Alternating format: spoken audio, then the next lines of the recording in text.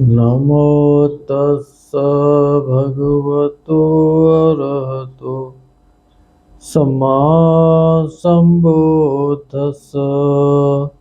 सभी धम्म मित्रों को सप्रेम नमो बुद्धाय जय भीम। बौद्ध भारत में आपका स्वागत है। दीघ निकाय का पोटपाद सूत्र चल रहा था।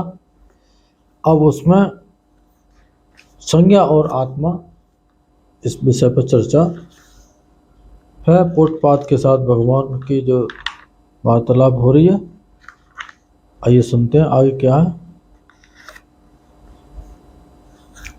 बनते भगवान एक ही को संज्ञा अग्र संज्ञाओं में सर्वश्रेष्ठ बतलाते हैं या पृथक पृथक भी संज्ञाएं को वैसा कहते हैं।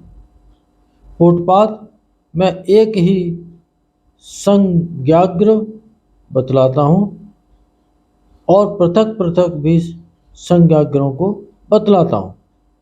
पोटपाद जैसे जैसे निरोध को प्राप्त करता है वैसे वैसे संज्ञा अग्र को मैं कहता हूँ। इस प्रकार पोटपाद मैं एक संज्ञाग्र को बतलाता हूँ और पृथक पृथक संज्ञाग्रों को भी बतलाता हूँ। कोई व्यक्ति उनके सानिध्य में या अपने गुरु के सानिध्य में जो तपस्या कर रहा है, जैसे जैसे उसकी अवस्था आगे चलते चली जाती है, उसके बाद में क्या संज्ञा पर काम करना, उसके बाद क्या संज्ञा पर काम करना, इस तरह का ये समझना चाहिए।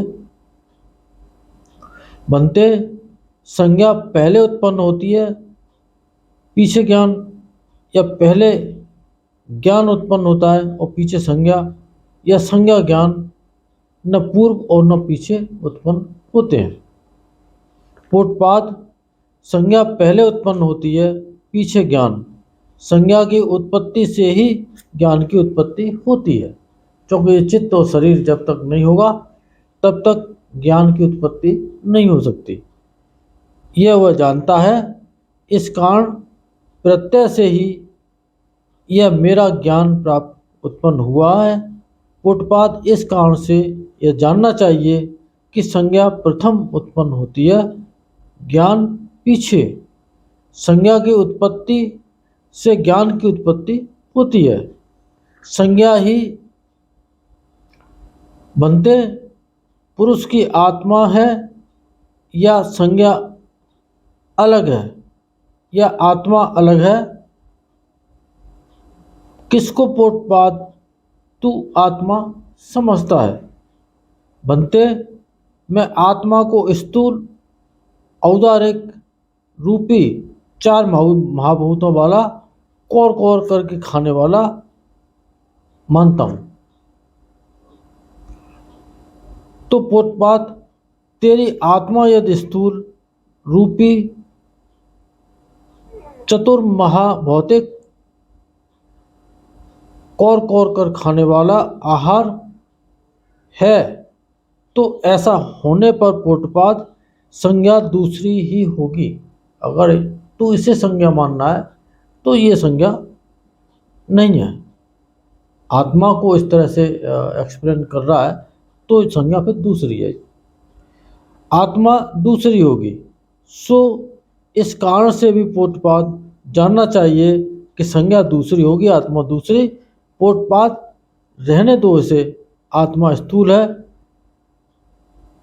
इसके होने से ही इस पुरुष की दूसरी ही संज्ञाएं उत्पन्न होती हैं, दूसरी ही संज्ञाएं निरुद्ध होती हैं। सो इस कारण से भी पोटपाद जानना चाहिए संज्ञा दूसरी है और आत्मा दूसरी है। बनते मैं आत्मा को समझता हूँ मनोमय सब अंग प्रत्यंग वाली इंद्रियों से परिपूर्ण। ऐसा होने पर भी पोटपाद तेरी संज्ञा दूसरी होगी और आत्मा दूसरी होगी। सो इस कारण से भी पोटपाद जानना चाहिए कि संज्ञा दूसरी होगी, आत्मा दूसरी। पोटपाद जब सर्वांग प्रत्यय युक्त इंद्रियों से परिपूर्ण मनोमय आत्मा है, तभी इस पुरुष की कोई कोई संज्ञाएं उत्पन्न होती हैं, कोई कोई संज्ञा निरुद्ध हो जाती हैं। इस कारण से भी पोटपाद जानना चाहिए कि आत्मा दूसरी है, संज्ञा दूसरी है। बनते मैं आत्मा को रूप रहित संज्ञा में मानता हूं। यदि पोटपाद तेरी आत्मा रूप रहित संज्ञा में है तो ऐसा होने पर पोटपाद इस कारण से जानना चाहिए कि संज्ञा दूसरी होगी और आत्मा दूसरी। पोटपाद जब रूप रहित संज्ञा मैं आत्मा है तब इस पुरुष की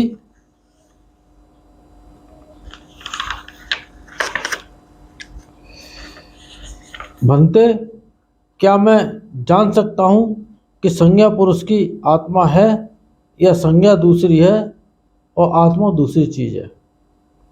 पोटपाद भिन्न दृष्टि धारणा वाले, भिन्न शांति यानी कि चाह वाले, भिन्न रुचि वाले, भिन्न आयोग वाले, भिन्न आचार्य रखने वाले तेरे लिए संज्ञा पुरुष ही आत्मा है जानना मुश्किल है। यानी कि आत्मा की अगर बात करेंगे तो यथार्थ को नहीं जान सकते। यदि बनते भिन्न दृष्टि वाले मेरे लिए संज्ञा पुरुष की आत्मा है जानना मुश्किल है तो फिर क्या बनते लोक नित्य यानी कि शाश्वत है, यही सच है। दूसरा अनित्यता का विचार निरर्थक है। अब चर्चा आगे है लेकिन विषय यहाँ पर बदल जाता है। अव्याकरण यानी कि भगवान ने इन पर कोई भी चर्चा नहीं की है क्योंकि वो जानते थे कि फिजूल की बातें हैं। इन बातों से पर शुद्धि का कोई लेना देना है नहीं, निर्वाण का कोई लेना देना है नहीं।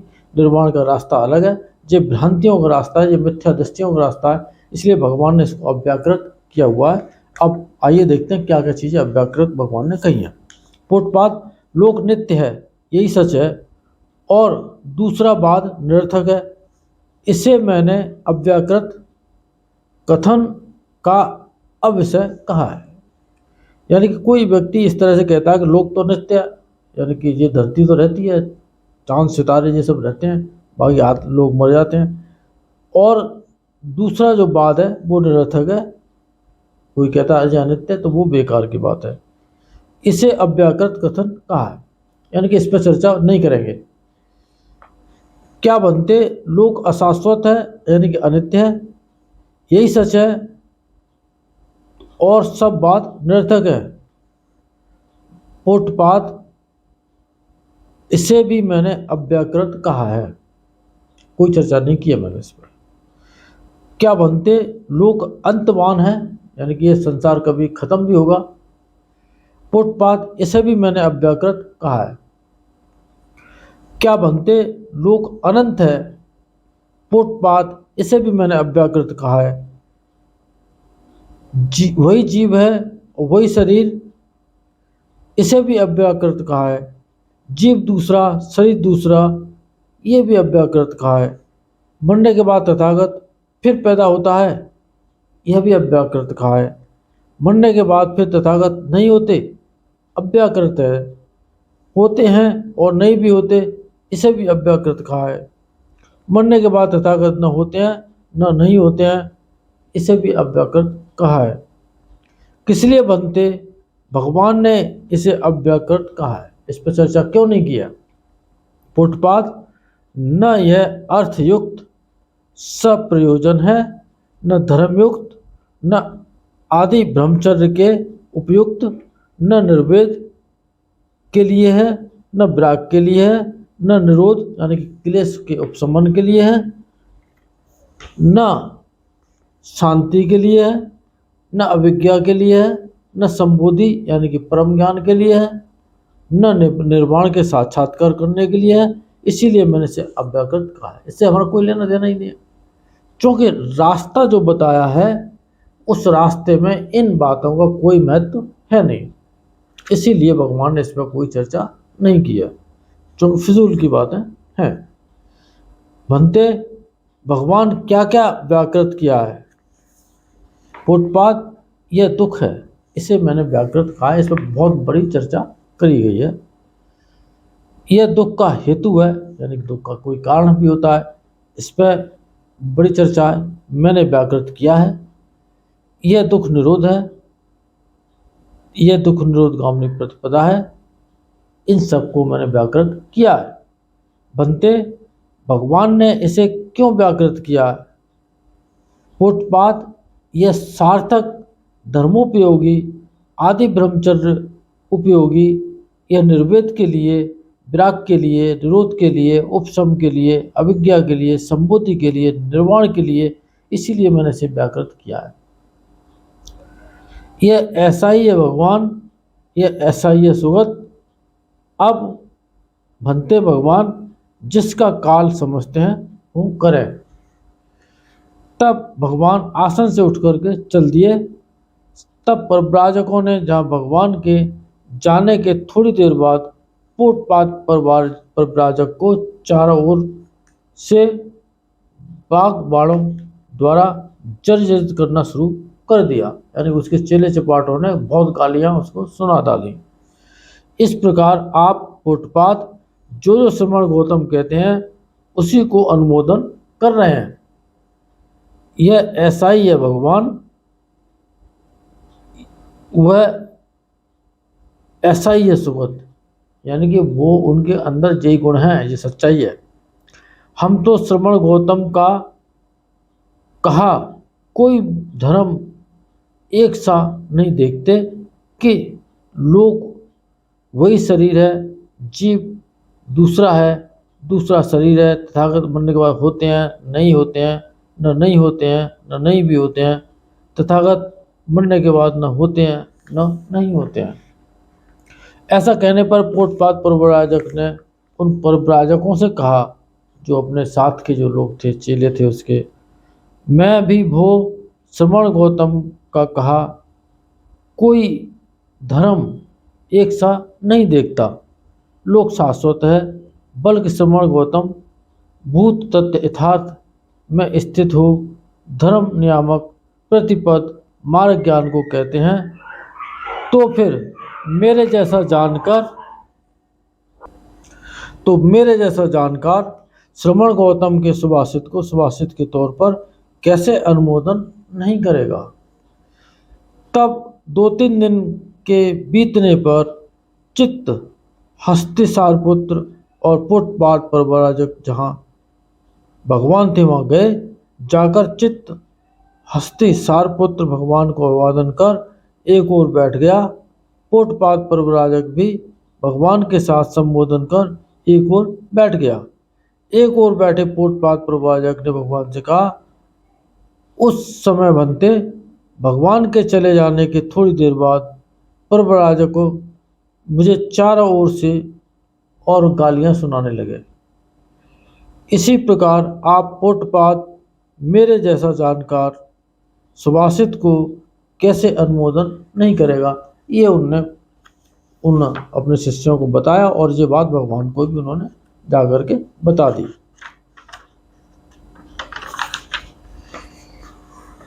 पोटपाद वह सभी परिव्राजक अंधे बिना आँख के हैं, तू ही एक उनमें आँख वाला है। पोटपाद मैंने कितने ही धर्म एकांशिक कहे हैं, प्रज्ञापित किए हैं, कितने ही धर्म अनएकांशिक भी कहे हैं। पोटपाद मैंने कौन से धर्म अनएकांशिक कहे हैं? लोक शाश्वत है, इसको मैंने अनेकांशिक धर्म कहा है। लोक अशाश्वत है, अनेकांशिक धर्म तथागत बनने के बाद न होते हैं न नहीं होते हैं, ये अनेकांशिक धर्म कहा है। यह धर्म पोटपाद न सार्थक है, न धर्म उपयोगी है, न आदि ब्रह्मचर्य उपयोगी है, न निर्वेद के लिए न वैराग के लिए, इसलिए मैंने इसे अनएकांशिक कहा है, यानी कि अव्याकृत कहा है। पोटपाद मैंने कौन से एक आंशिक धर्म कहे हैं, प्रज्ञापित किए हैं। दुख है, यह दुख निरोधगामिनी प्रतिपदा है, यानी कि आर्य अष्टांगिक मार्ग को विस्तार पूर्वक कहा है। इसे पोटपाद मैंने एकांशिक धर्म बताया है। यह धर्म पूर्णपात सार्थक है, इसीलिए मैंने इन्हें एकांशिक धर्म कहा है, प्रज्ञापित किया है। इन सत्य वचनों से आप सबका मंगल हो, भला हो, कल्याण हो, संसार के सारे प्राणी सुखी हो। साधु साधु साधु।